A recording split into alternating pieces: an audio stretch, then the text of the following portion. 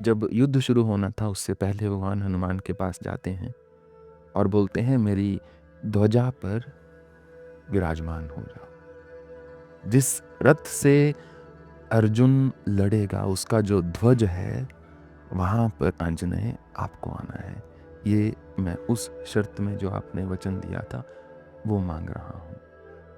क्योंकि जब भगवान राम की सेवा में एक बार चले गए थे हनुमान, तो उन्होंने तय किया था अब इसके बाद मैं कभी कोई युद्ध नहीं लड़ूंगा। मुझे केवल राम के लिए एक युद्ध लड़ना था, वो मैंने लड़ लिया। अब केवल मैं राम के नाम की भक्ति में ही लीन रहूंगा।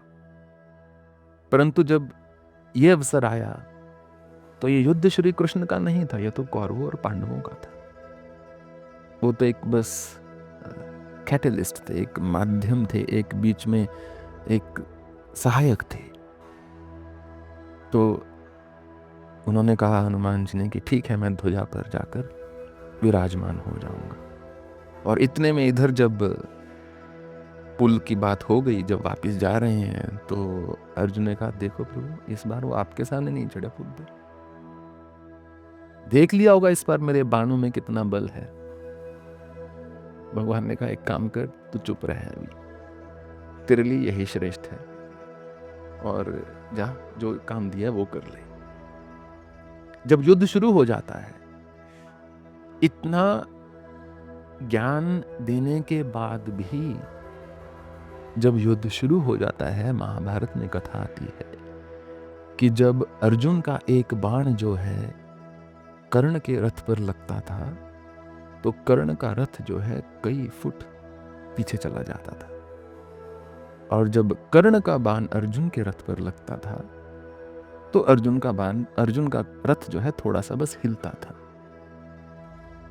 युद्ध के बीच में अर्जुन ने श्री कृष्ण से कहा कि हे मधुसूदन, ऐसे ही लोग मुझे श्रेष्ठ धनुर्धारी नहीं कहते, आपको नहीं लगता?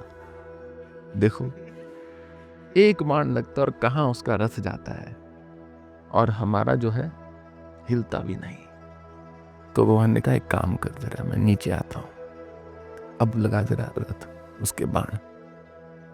तो भगवान नीचे उतर आते हैं, अर्जुन जो है एक बाण छोड़ते हैं और कर्ण के रथ पर जाता है, वो हिलता भी नहीं।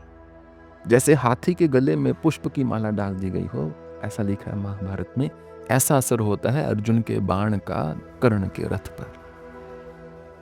तो उसकी बुद्धि में थोड़ा आ जाता है कि श्री कृष्ण की ऊर्जा से मेरे बाण जो हैं वो ऊर्जावान हो गए हैं, शक्तिमान हो गए हैं।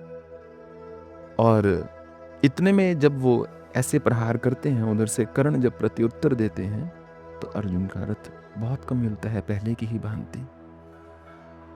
तो उन्होंने कहा कृष्ण से कि एक बात तो माननी पड़ेगी, देखो मेरे बाणों का प्रभाव माना कि आपसे है, पर मेरा भी कुछ प्रभाव है। कर्ण के रथ पर तो आप नहीं बैठे, कर्ण मुझे बांध लगा रहा है, मेरा रथ तो वहीं का वहीं है, आप तो नीचे उतर गए हो। थोड़ा सा तो मेरा कुछ प्रोत्साहन बढ़ाओ, सराहना करो कि अर्जुन तू भी कुछ है। भगवान ने उसको बस एक दो बार थोड़ा उसका इज्जत करके उसको मोस्टली नकारा ही था कि तू किसी काम के लिए जो मैं कह रहा हूं वो कर। तो माना मेरे बाणों में आपकी ऊर्जा है, कर्ण के बाणों में क्या है, इसलिए कुछ तो मेरी भी शक्ति है, मेरा भी बल है, मेरा भी साहस है, मेरी भी कला है, कौशलता है। तो भगवान ने कहा एक मिनट जरा रुक, आंजनेय प्रभु जरा पीछे हटेंगे। ध्वजा से आंजनेय जो है उतर आते हैं, और कर्ण इधर से बाण चलाता है, अर्जुन का रथ दूसरे शिविर में जाके गिरता है। जैसा कि महाभारत में लिखा है, नया रथ लेकर आना पड़ता है, रथ ही ध्वस्त हो जाता है, उसको रिपेयर बाद में करवाएंगे, पहले नया ले आओ। तो जो एक अच्छा गुरु होता है या इष्ट होता है, जो शिक्षक होता है, वो जानता है कहाँ कमी है,